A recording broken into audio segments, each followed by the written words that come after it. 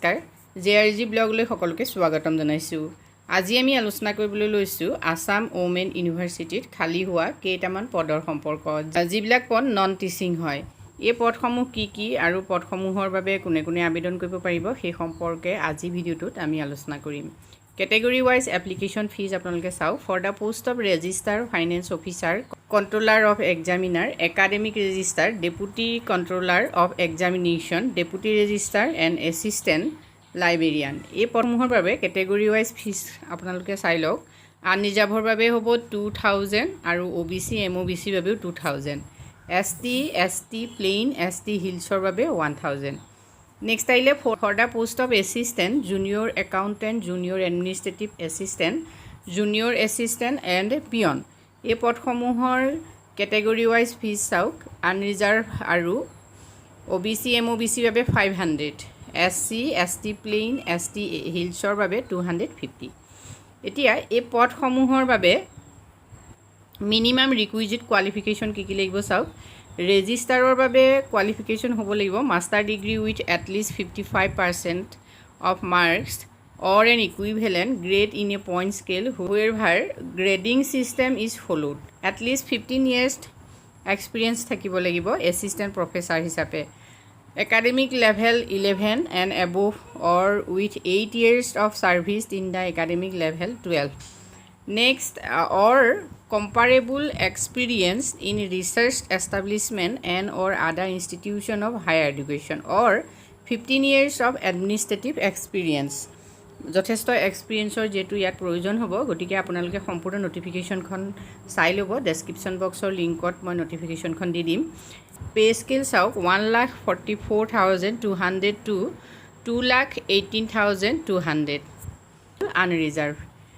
Next হ'ল finance officer. Finance অফিচাৰৰ বাবেও আপোনালোকৰ master degree with at least 55 marks হ'ব লাগিব আৰু 15 years এক্সপিৰিয়েঞ্চ থাকিব লাগিব। ইয়াত পে স্কেল হ'ল 1,44,200 to 2,18,200 আনৰিজাৰ্ভ হয়। নেক্সট আহিলে controller of examination. Controller of এক্সামিনেশ্যনৰ এডুকেশ্যন কোৱালিফিকেশ্যন হ'ল master degree with at least 55 marks, at least 15 years experience. ইয়াত পে স্কেল হ'ল 1,44,200 to 2,18,200 আনৰিজাৰ্ভ হয় এইটো বস্তু। PhD ডিগ্ৰী কিন্তু ডিজাইৰেবল হ'ব ইয়াত, লগতে experience in examination system, computer software, automation of academic administration etcetera এইখিনি থাকিব লাগিব। নেক্সট আহিলে একাডেমিক ৰেজিষ্টাৰ। একাডেমিক ৰেজিষ্টাৰৰ বাবে মাষ্টাৰ ডিগ্ৰী থাকিব লাগিব, 55 মাৰ্কছ থাকিব লাগিব এটলিষ্ট আৰু 15 years এক্সপিৰিয়েঞ্চ লাগিব। লগতে ডিজাইৰেবল হ'ল PhD degree is desirable, experience in academic administration etcetera. ইয়াত পে স্কেল হ'ল 1,44,200 to 2,18,200 আনৰিজাৰ্ভ। নেক্সট হ'ল deputy controller of examination. Requisite qualification হ'ল মাষ্টাৰ ডিগ্ৰী উইথ 55 মাৰ্কছ আৰু 5 years এক্সপিৰিয়েঞ্চ হ'লে আবেদন কৰিব পাৰিব। পে স্কেল 78,800 পৰা 2,11,500 আনৰিজাৰ্ভ। নেক্সট আহিলে ডেপুটি ৰেজিষ্টাৰ। ডেপুটি ৰেজিষ্টাৰৰ একেই মাষ্টাৰ ডিগ্ৰী থাকিব লাগিব আৰু 5 বছৰ এক্সপিৰিয়েঞ্চ থাকিব লাগিব এছিষ্টেণ্ট ৰেজিষ্টাৰ হিচাপে।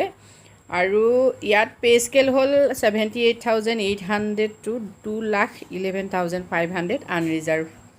Next assistant librarian. এছিষ্টেণ্ট লাইব্ৰেৰিয়ানৰ মাষ্টাৰ ডিগ্ৰী থাকিব লাগিব লাইব্ৰেৰী ছায়েন্স বা ইনফৰ্মেশ্যন ছায়েন্স বা ডকুমেণ্টেশ্যন ছায়েন্সত আৰু 55 মাৰ্কছ থাকিবই লাগিব এটলিষ্ট।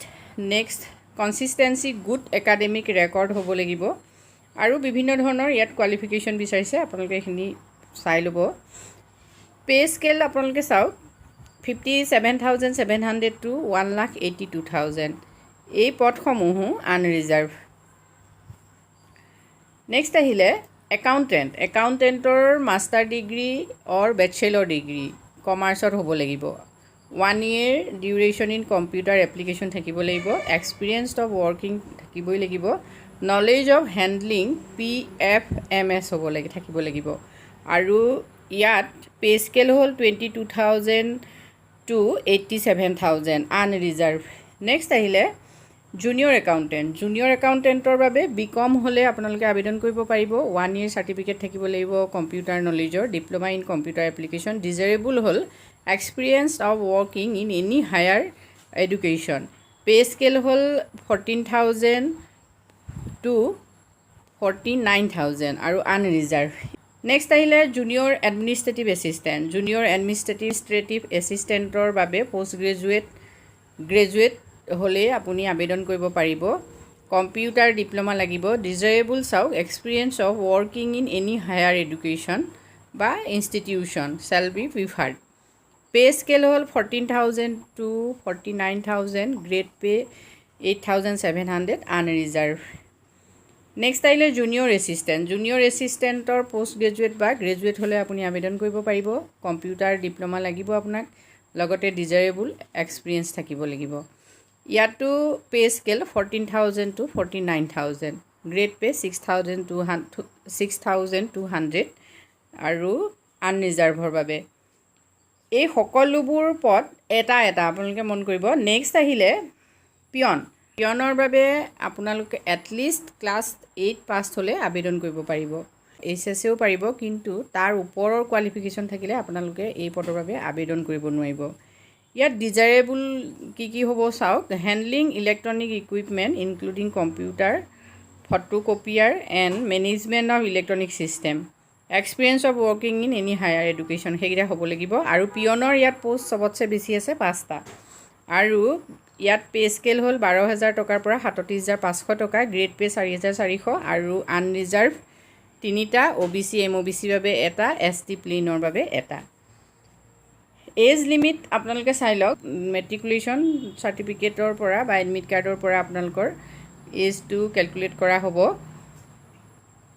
লগতে এজ ৰিলেক্সেশ্যনো থাকিব 48 yearsৰ ভিতৰত আপোনালোকৰ বয়স হ'লে আপোনালোকে আবেদন কৰিব পাৰিব লগতে এজ ৰিলেক্সেশ্যনো থাকিব যদি আপোনালোকে প্ৰথমৰ বাবে এপ্লাই কৰিব বিচাৰে তেতিয়াহ'লে 31/8/2023ৰ আগত আপোনালোকে এপ্লাই কৰিব লাগিব এপ্লাই যিহেতু অফলাইন হয় আপোনালোকে office of the registrar Assam women's university Rowriah Jorhat Assam 785004ত এপ্লাই কৰিব লাগিব আজি ভিডিঅ'টোত আমি আপোনালোকৰ বাবে এইখিনি তথ্য আগবঢ়াইছোঁ যদি উপকৃত হৈছে কমেণ্ট কৰি জনাব ধন্যবাদ